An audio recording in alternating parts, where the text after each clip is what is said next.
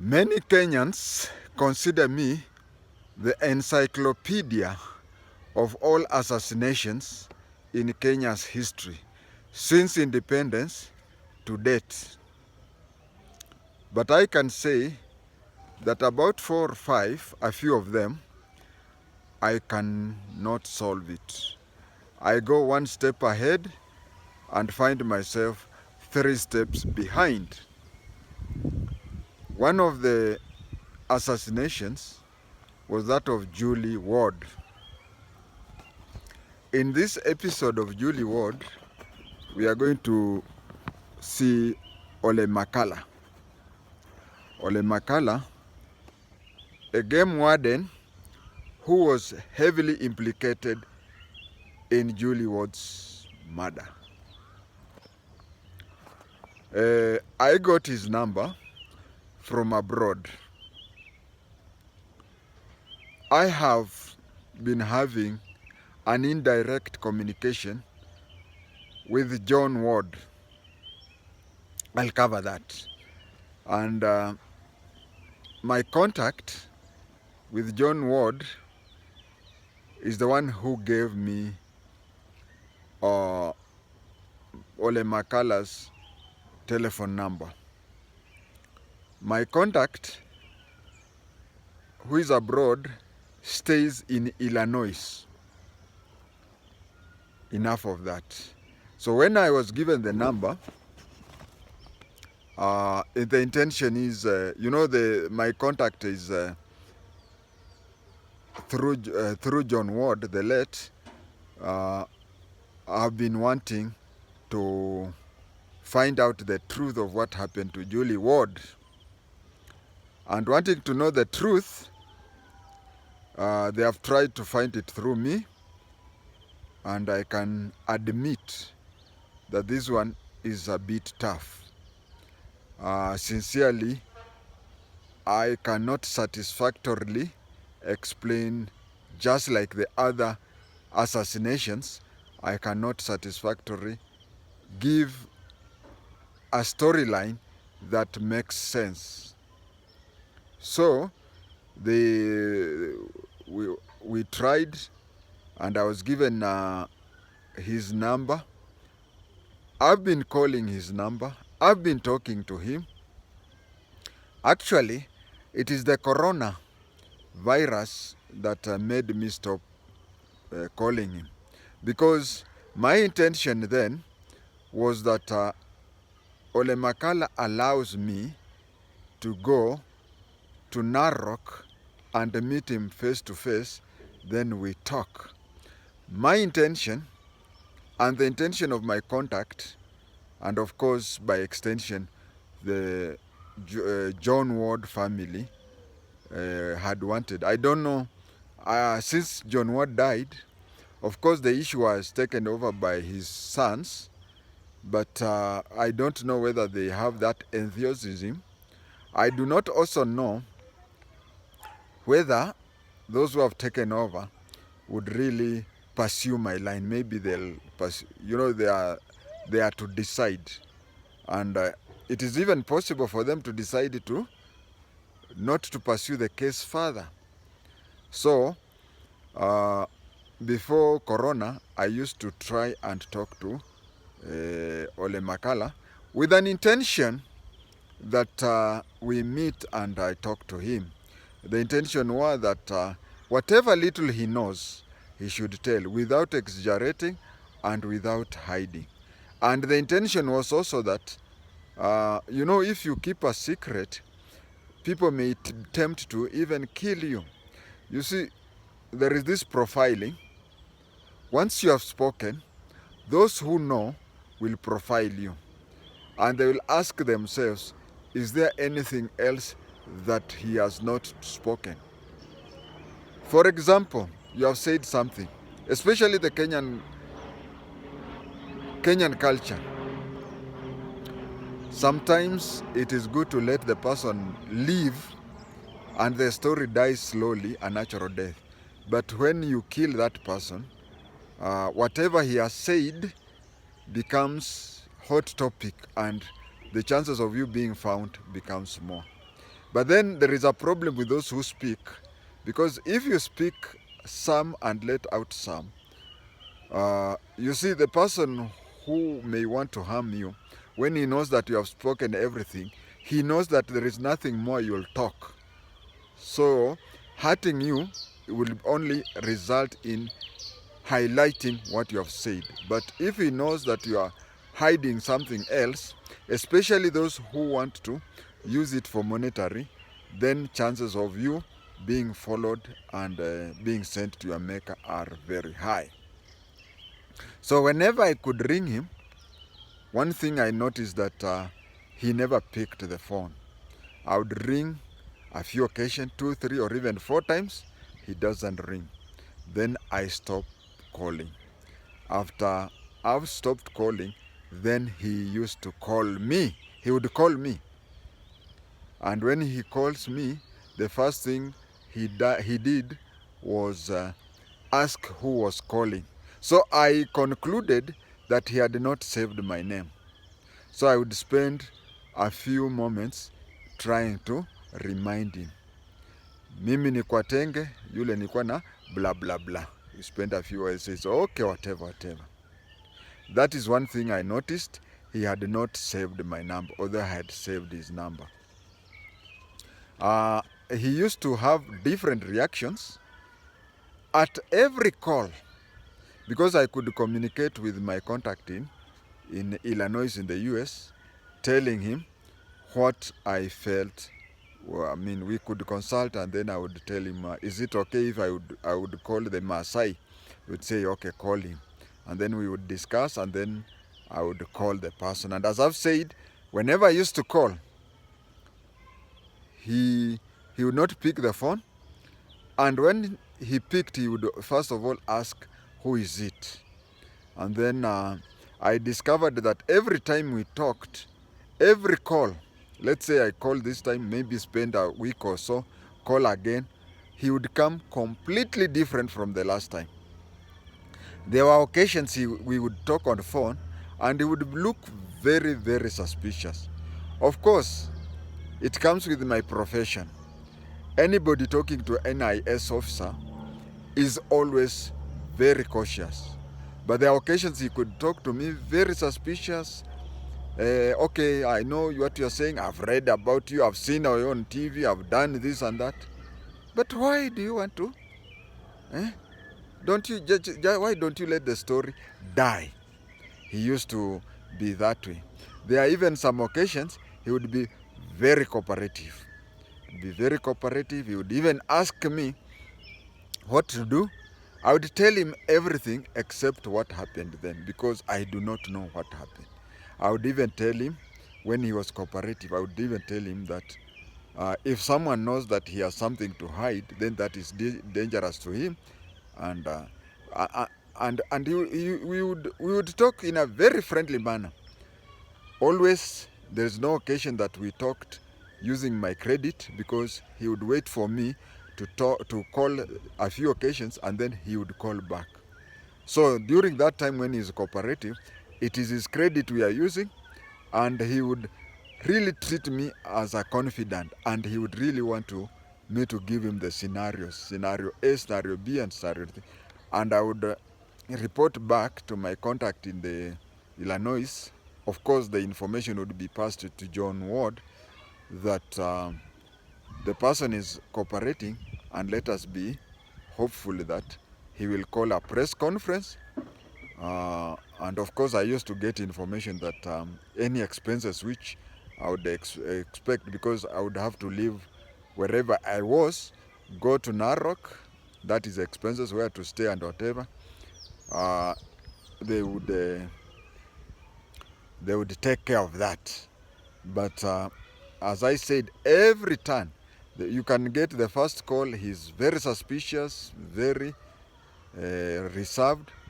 Then another one, he would be very cooperative, that we would expect that next time he's calling a press conference. And I would even tell my contacts abroad that I don't think there is even need for me to go to Narok, because we should expect any time for him to call a press conference. We could also, that is the second option, and you could also find that there are occasions he was very fearful. And you know, when you're handling somebody, there are those things you notice. And remember, I'm noticing it on phone, using only the voice. You see, if we were to use a video call or if we were to meet somewhere, maybe some of these things would have been more clearer. But having said that, even talking on phone, there are some things you notice. And I used to find that there are sometimes he was fearful. Somebody who was fearing that the phone may be monitored, or maybe somebody may come to his life or whatever. There were even times he would be pleading. He would be pleading, and he was remorseful and whatever. And it was as if I held his life in my hands. In my standard 2, 1 year, I repeated standard 3, those are 2 years, and then standard 4, 1 year. So in 4 years, continuous years, standard 2, standard 3 repeat, standard 4, I was in Kajiado. I went to school in Maasai land. And Maasais, by their very nature, a man killing a woman is a very dangerous thing. So I could sense that it used to disturb him. And yes, a lot of people were saying that if you check, a lot of people were saying that he was suppressing evidence. It is true. Every time I could believe that he was suppressing evidence, but I used to encourage him not to tell me first, but to talk of it in a press conference. Because when journalists interview him in a press conference, and he has told me, you see, there is a possibility of even my having known may interfere, may affect it. I wanted him to give a raw information to the people. We used to talk, and another thing I noticed about him through the phone calls is that I used to ask him whether he had been, when he was under arrest, whether he was tortured or anything, and you could see signs of torture. I mean, they say, hey, wacha kuongea hiyo sijui nini. What I can conclude is that he knows a lot of things which is hiding. He knows a lot of things which is hiding. And those who tortured him must have told him that, must have given him the fear of the Lord, that should he share some of the information that he has with any outsider, he'll be killed. I don't think that he's the one who killed Julie Ward, but I strongly believe that he knows the person who killed Julie Ward, and he may even have been there. Even if he was not there, but he is one person, what do you call it, one-stop shop. He is one person whom we can go to, and he would tell us who killed Julie Ward. That is my belief from what I talked to him. Maybe if I would have met him, it would have been better, but every time I wanted him to arrange for, because the money was not mine. The money was not mine. Especially, you see, I always had this feeling. That at the end of the day, you see, all the political assassinations I've talked, apart from the Ouko family, I'll come to that also. It is only Ouko family that had committed themselves to assist me. But the phone that, I'll talk about that later, the phone that I had was stolen within days. And that stealing of the phone, I don't think it is the normal. I think it has something to do with me meeting the Ouko family. I think that one I'll talk when that time comes. I've never received anything from any family who's a promise or anything. It is only the Ouko family that promised me something.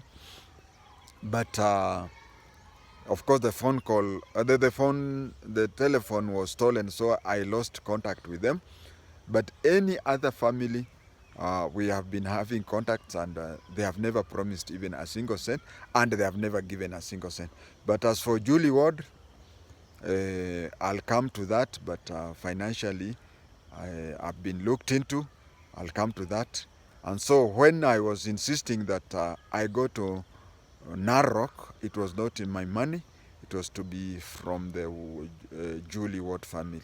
And I've always had this feeling,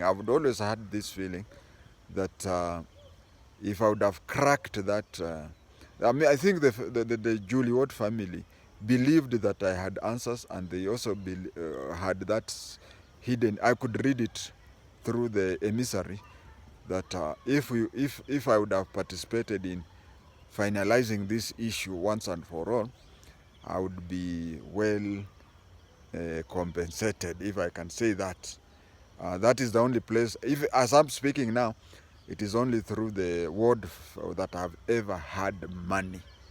And Ouko, I had a promise, but all the other families, it is just verbal encouragement. So I'm saying that because I had been pushing for Makallah to allow me to go to Narok so that we discuss. And you see, this thing is very funny. It is one bullet you have, and you either hit the target or not. You don't push him so much and whatever. And I was trying to see if he could allow me. And I've always believed that he has some information, but he has this changing attitude. One time he's very cooperative, another time is, and in such a case you just let him. Maybe one day he will come. Now what is generally known is that his behavior, and now this is not what I say, I've already completed what I said, but what is generally known is that when he was approached to go and visit the scene, he went so straight to that place in a very suspicious manner. You know, thank goodness we have these video recordings, and we also attend TV stations, whatever, because when you ask a question, it is not what you answer, but your facial and the reaction you have tells a lot. And it was obvious that even when he was being asked to go and look for Julie Ward, it was obvious that the way he took them there, taking the shortest route, also following, it led a belief that although he was pretending to be looking for, the body, but everybody who was there believed that he knew. I mean, that was not the first time he was going to that place. He knew the place, and he had already been to the place, and he was just doing that. That he had prior knowledge of the death. I would strongly believe that he may not have been the one who killed her, but he knows more than he's talking, and he knows who killed that person, and such thing. This is just to cover him.